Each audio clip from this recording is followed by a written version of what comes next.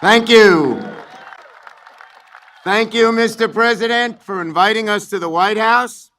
Thank you to Vice President Harris, my colleagues in attendance, all of you, and Senator Sinema, Portman, and Speaker Pelosi.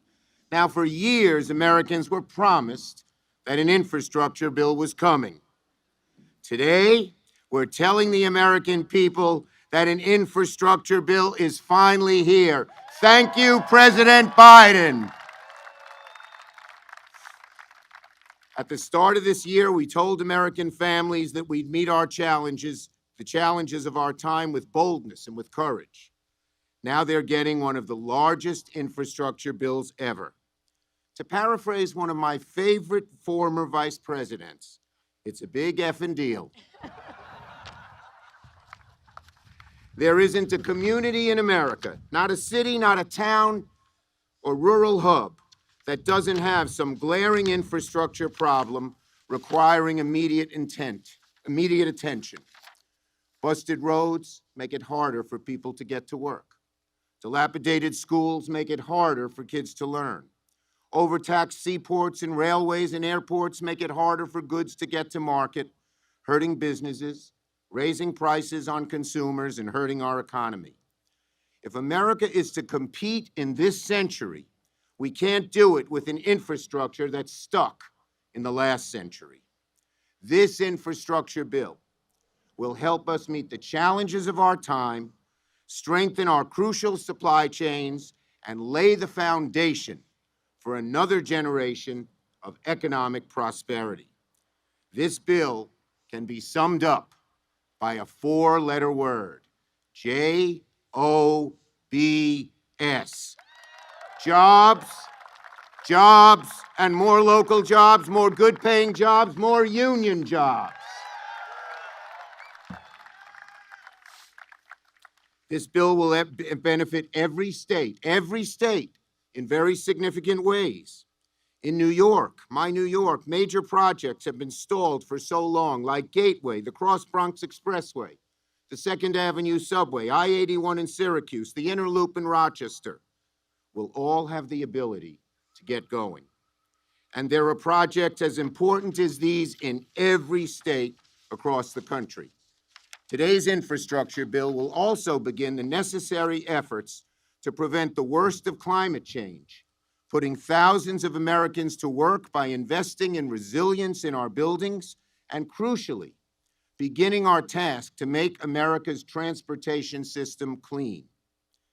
It will finally bring millions of Americans online with high-speed internet, both in rural and underserved communities.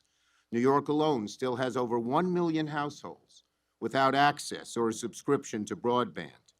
We'll also help eliminate lead pipes in our water system, so one day parents won't have to worry if their kids are getting sick every time they turn on the faucet. Cities like Rochester still have 25,000 lead pipes that need replacement, 25,000. And today's legislation will also make driving safer in America. It'll require new cars to install drunk driving prevention technology, and it will make dangerous, largely unregulated vehicles like limos safer to use on the road. In the audience today, we have a great New Yorker, my friend Kevin Cushing. Kevin, where are you amid this big crowd? Thank you, Kevin. He's way back there. Kevin is the father of Patrick Cushing. Patrick died 3 years ago when he and 19 friends from the Amsterdam, New York area were celebrating a birthday, and they were killed in a limo crash in Schoharie. As the president deeply understands, that is a loss no parent should endure.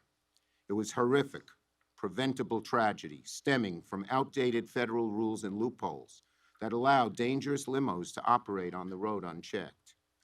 In the face of the loss, rather than curse the darkness, Kevin and the families impacted that day lit a candle. Every day since that accident, they have pushed every single senator to support changes in our laws to make these vehicles safer to ride in. Today, their perseverance has paid off. Kevin, my friend, it was an honor to fight alongside you, and today Patrick is smiling down with pride.